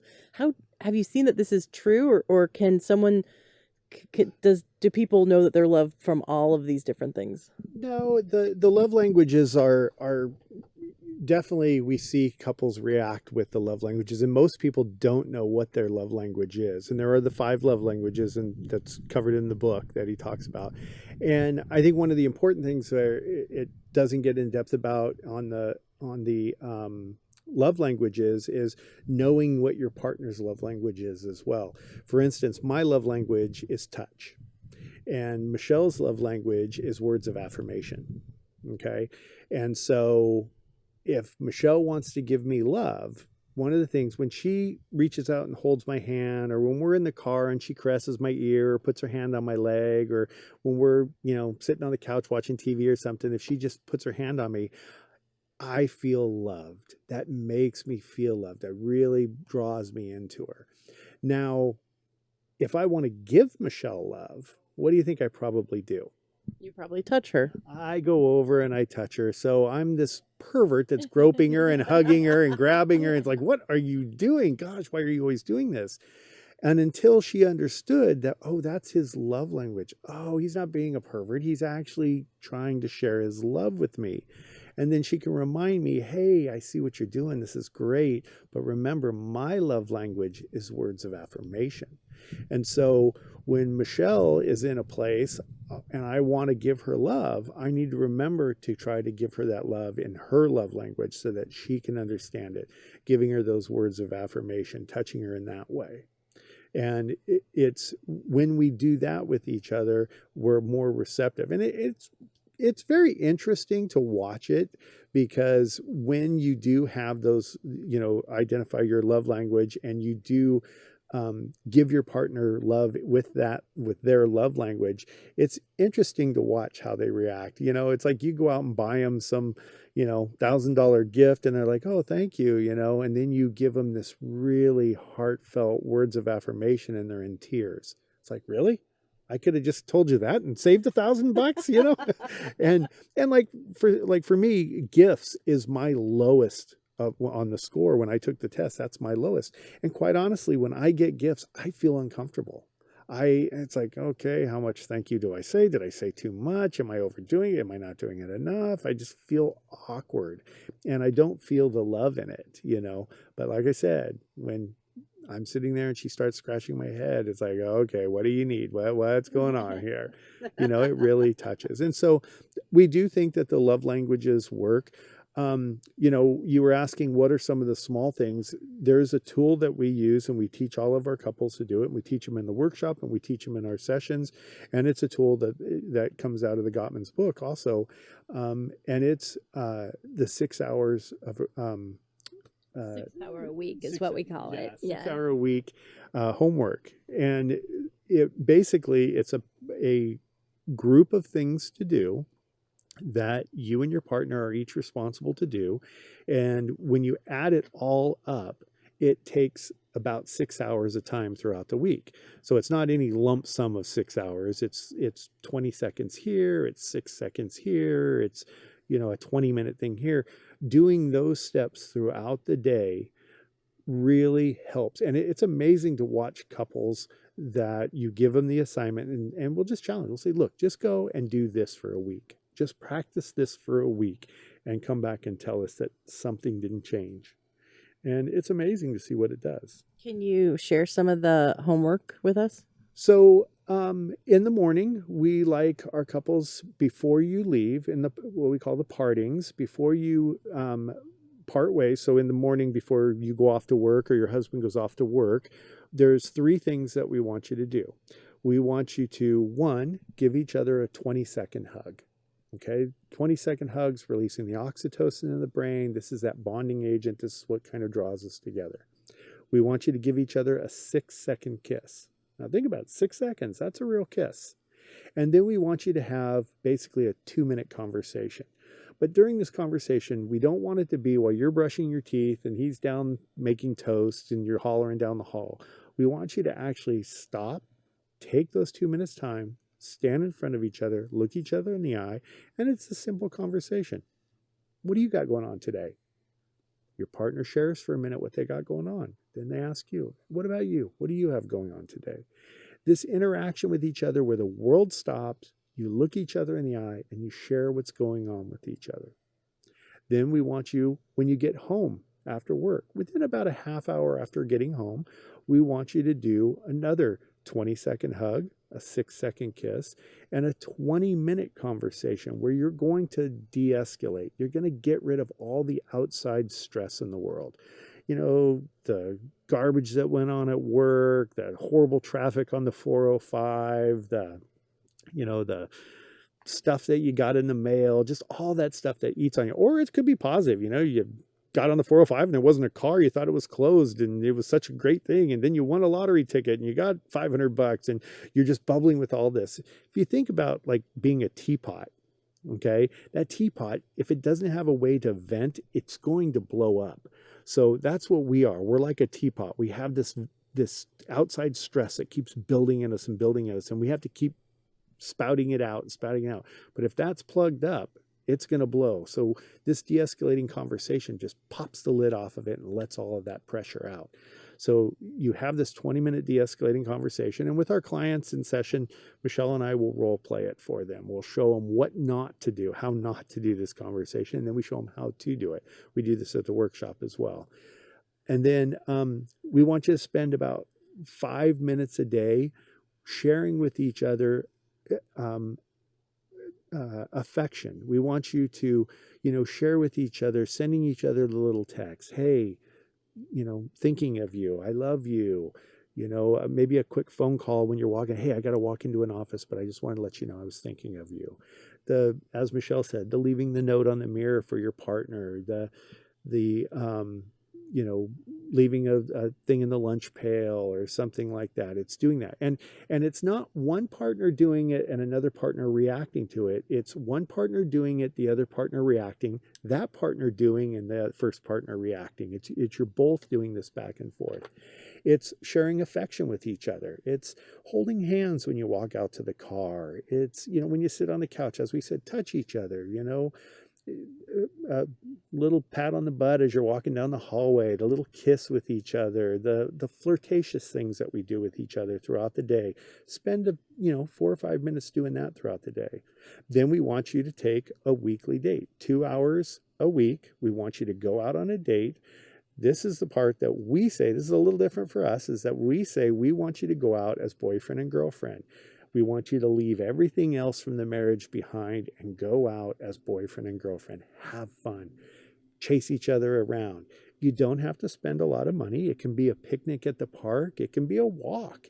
It can be, stay away from the movies because we want you to interact. You can go out to a nice dinner. You can spend money or you're not.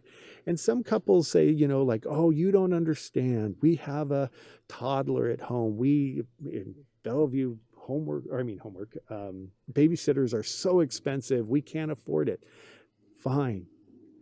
Designate time as your date. Set up a time. This is our date. The little one goes to bed. You know what? We are turning everything off. We are having a special box of macaroni and cheese for dinner tonight. It's going to be, we're going to play games. We're going to do stuff. But we are designating this time as our date where we're going to do it in a special room and make it something different than what we normally do. And so you can do that even at home. You can be playful with each other however you want. And then lastly, what we want you to do is check in with each other with the State of the Union. Once a week, we want you to check in with each other. And what are you doing right in your relationship? And what do you need to work on? What do you need to improve? Not what you did wrong, just what do you need to improve? And when you add all that up, you've spent 6 hours on your relationship that week. And you've done things that are going to really draw you together.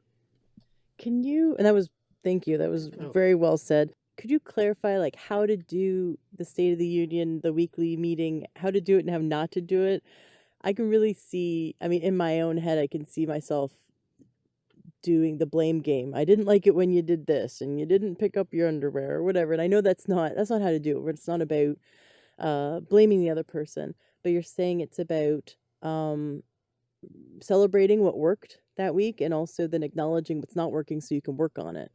Correct. So, we suggest, maybe designated time each week that you're going to do it. So you're both kind of aware of the time. And, maybe it's Sunday morning in bed, you have your cup of coffee and you sit down and, kind of start off with like what you think worked, and from your perspective of what worked for you, what you really appreciated about your partner and things that you noticed. And, I think that goes a long way by just saying, wow, I really appreciated those little notes that you put in my lunch or that you sent me extra texts this week that, a lot of people don't communicate all day long. So those extra things are really special.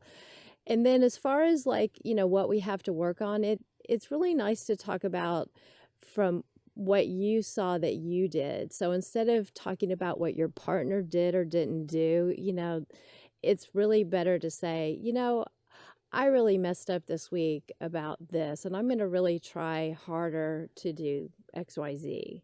So instead of saying you did this, it's kind of like what Shane said earlier about not saying you or your. In this particular situation, it's really better to focus on, what you saw that you could improve on versus what you think your partner should improve on, and I think that's a little bit better way to go about it, because then your partner will also probably talk about the things that maybe you were going to bring up, but it will be less critical that way. So I see what you're saying. And what if someone has a boundary that their partner's crossing? How do they address it without the blame game? So I'm going to use the example of one partner's leaving clothes all over the floor because that's a easy one.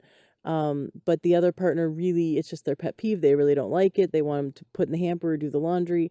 How can they is that when they would bring that up in the State of the Union or should they bring it up just at the moment that they see it? Like here, like I'd like to change this thing that you're doing, or how can we change it? So how would they address that? Well, the focus of what your question is you're saying, I need you to change what you're doing. And what we like to try to do is focus on fulfilling what your needs are. So to identify what your needs are and then coming up with a plan. So, the idea of, we'll use the laundry on the floor. I would come to Michelle and I would express to her that I have a need and this is what my need is. And, when we get into these kind of conversations, now this doesn't have to be during the State of the Union. This can be throughout the week. If this is something that's becoming an issue or a problem where, as you pointed out, you said you're starting to feel discouraged in this, we bring it up, and we like to use a 3-step plan in how we bring this up to our partners. So it's I feel, about what, and I need. And the about what is the problem. And we want to make sure that we keep it about. So the about what in this case is the laundry on the floor. That's the problem. Now, what we have a tendency of doing is wanting to make it personal. So what I mean by this is, okay, so the problem is the laundry on the floor. You always put your laundry in. Now I've made it personal. It's no longer about the laundry. It's about you, or I'm always the one that has to clean up the laundry. And there's that resentment and possibly 7 years of built up resentment. And so I made it personal about me. I always have to clean up the laundry. Okay. So the idea is the problem is the laundry. That's the problem. So if we can keep the personal part out of it and focus on the problem, how do we come up?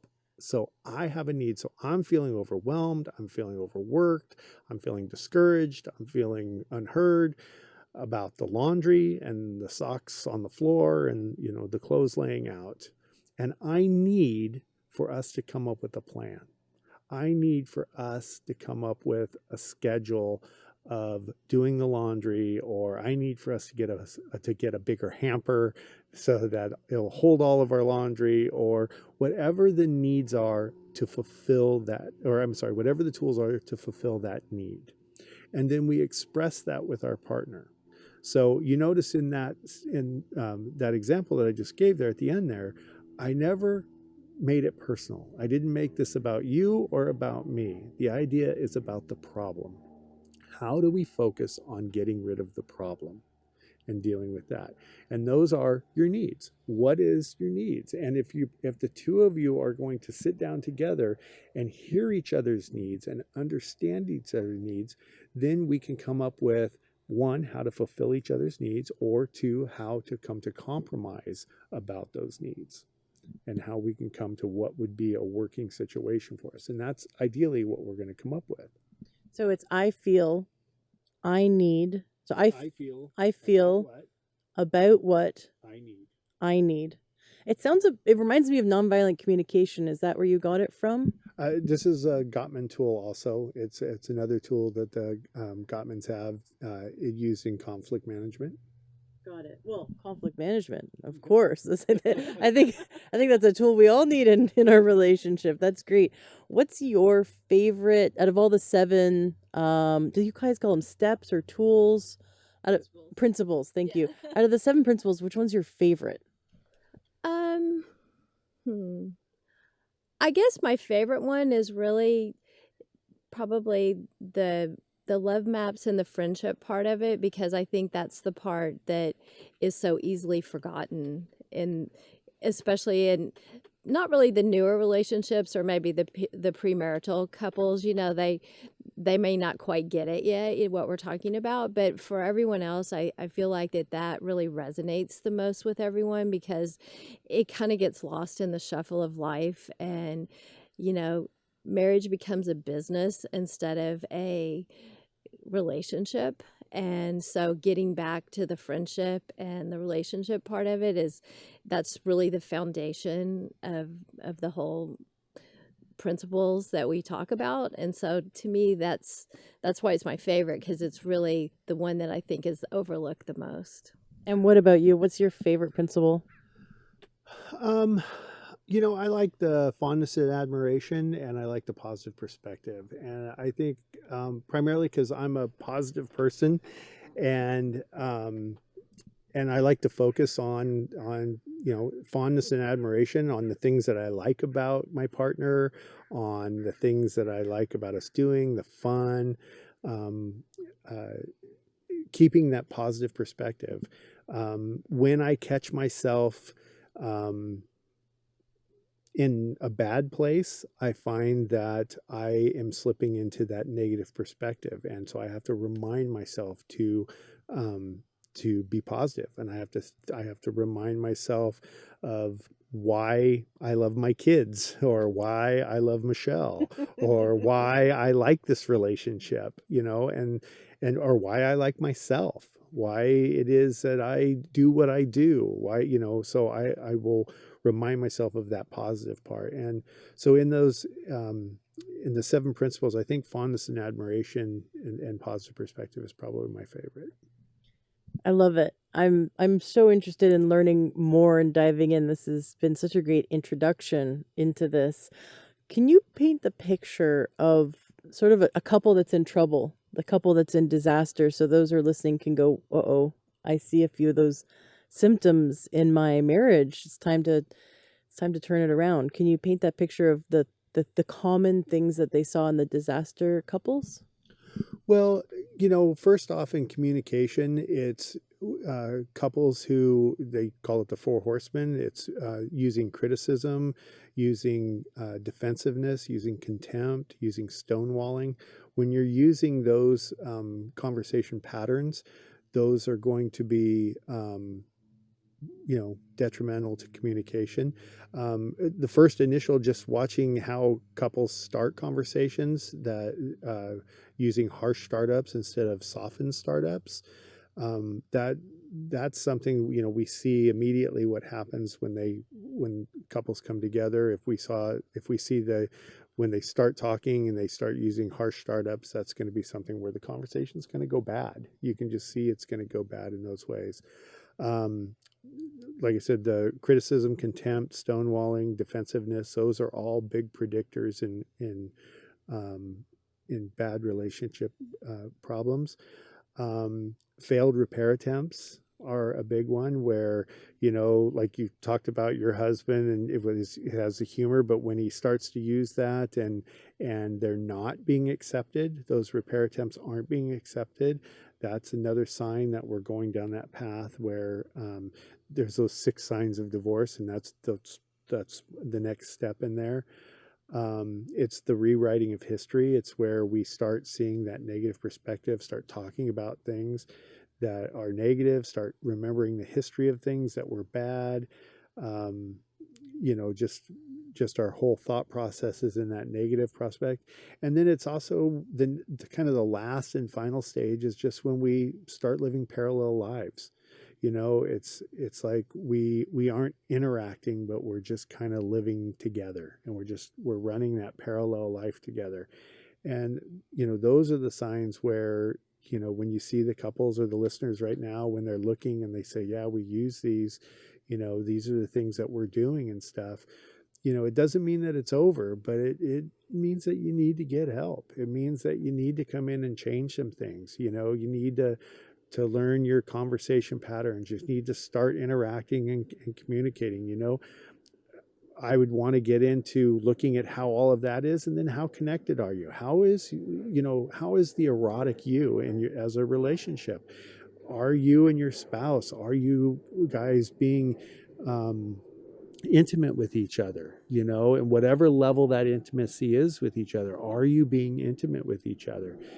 Intimacy is an enormous one. To me, it is, like I said, it's not the fix all, but it is huge in a relationship. And when the intimacy isn't there, it needs to be brought up. And,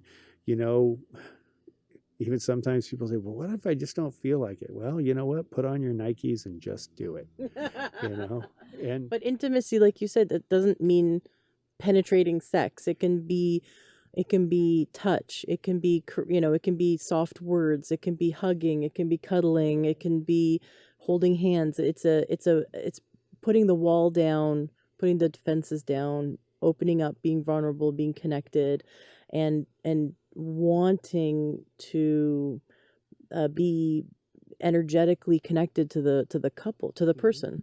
mm-hmm. Yeah, it is that connection, and it's whatever level each couple, and we have couples that come in that have been married for 20 years, and they report to us, and we'll talk to them, and we ask them, we'll ask them how their sex life is, we'll ask them the quantity and the quality and all of that, and we'll hear things like, oh no, we haven't been intimate in 12 years, 14 years. And they're not having sex, they're not being intimate with each other, and they're not even living as good roommates anymore. They're now just kind of living as bad roommates. And that intimacy is something that keeps that roommate part of us away and keeps us together. Um, it's amazing to me when you look at like the normal bar study where they look at couples who have are reporting being satisfied and having great marriages and great sex lives, and that the things that they're doing, you know, they're telling each other that they love each other, they're being intimate with each other, they're buying each other a little, you know, erotic gifts for each other, they're taking each other on erotic vacations with each other, they're spending time turning towards each other instead of away from each other. They they're spending quality time constantly trying to connect together. And that's what's going on with the couples that are having those relationships. And when we see couples that come in that are having, you know, great sex lives, we see couples that are intimately together and having great sex lives. It's funny when those couples come in and they have, it seems more often than not that they are having situational issues that they need to get past. That's what they need help with, is situational issues. We have this particular thing that's going on and we just need help getting past it. But that's what they're coming in for, is a situational. The couples that have no relationship, they're not having intimacy, they're not being sexual with each other, they're not being close. When those couples come in and are looking at it, it could be there's some situational things, but then we find there's all these foundational parts of it that aren't there in the relationship. And they're basically just living as roommates.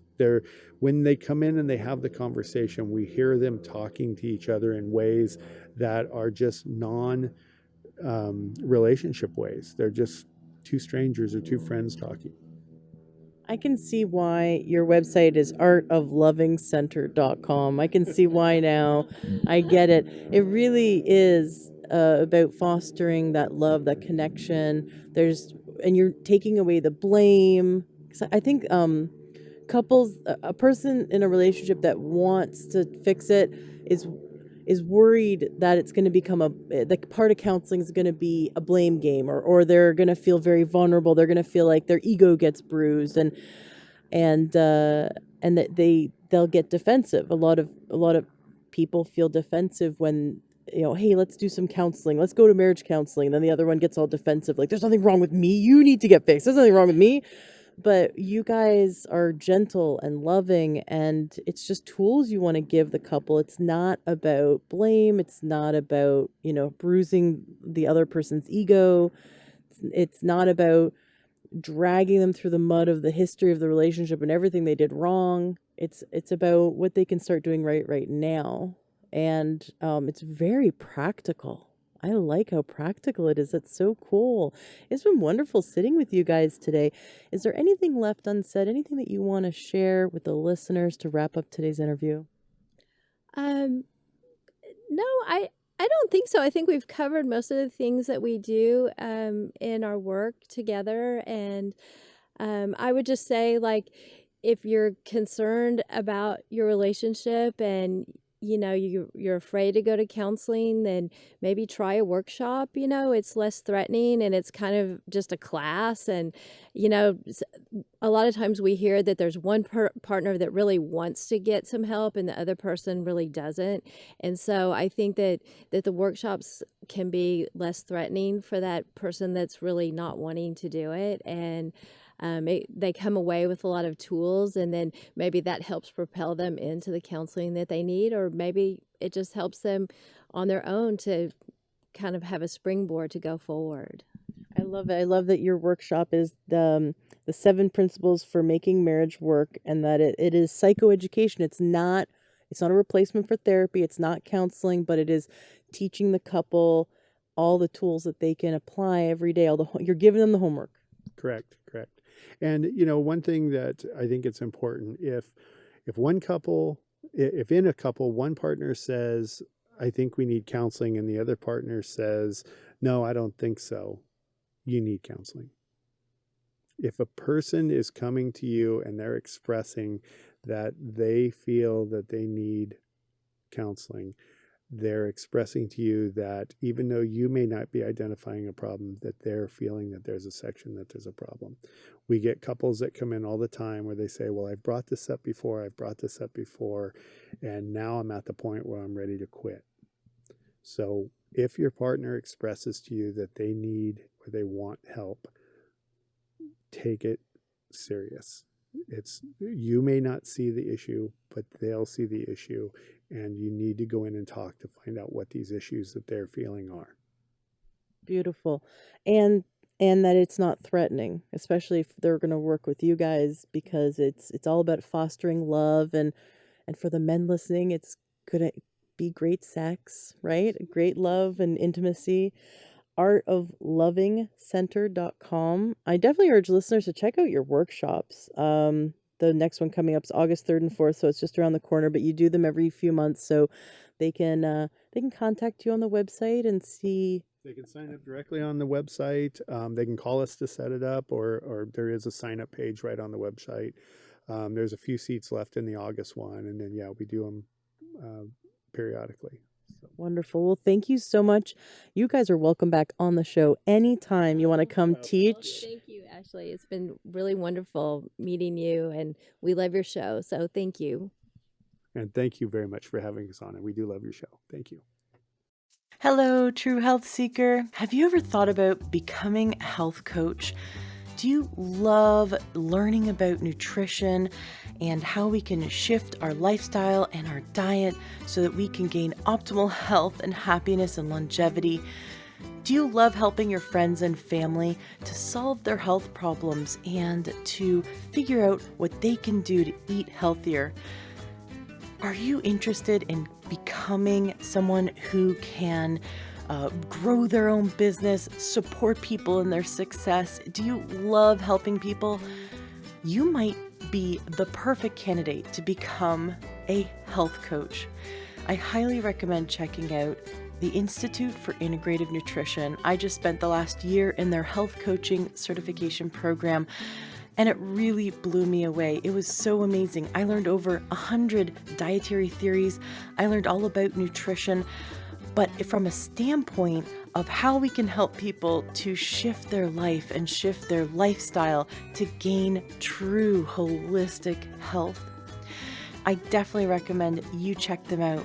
You can Google Institute for Integrative Nutrition, or IIN, and give them a call, or you can go to learntruehealth.com/coach, and you can receive a free module of their training to check it out and see if it's something that you'd be interested in. Be sure to mention my name, Ashley James, and the Learn True Health podcast, because I made a deal with them that they will give you the best price possible. I highly recommend checking it out. It really changed my life to be in their program, and I'm such a big advocate that I wanted to spread this information. We need more health coaches. In fact, health coaching is the largest growing career right now in the health field. So many health coaches are getting in and helping people, because you can work in chiropractic offices, doctors' offices, you can work in hospitals, you can work online through Skype and help people around the world.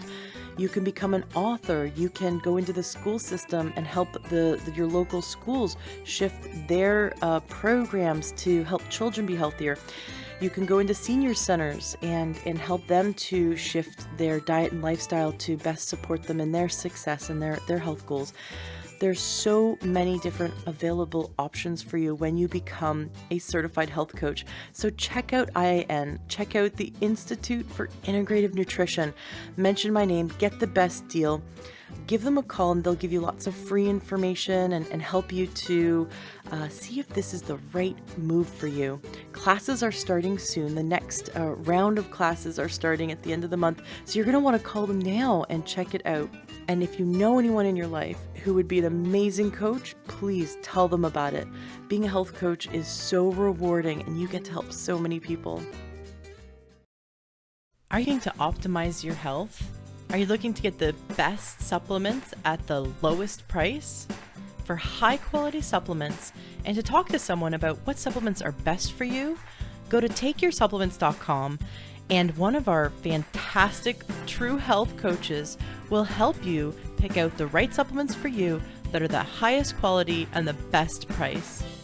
That's takeyoursupplements.com. Takeyoursupplements.com. That's takeyoursupplements.com. Be sure to ask about free shipping and our awesome referral program.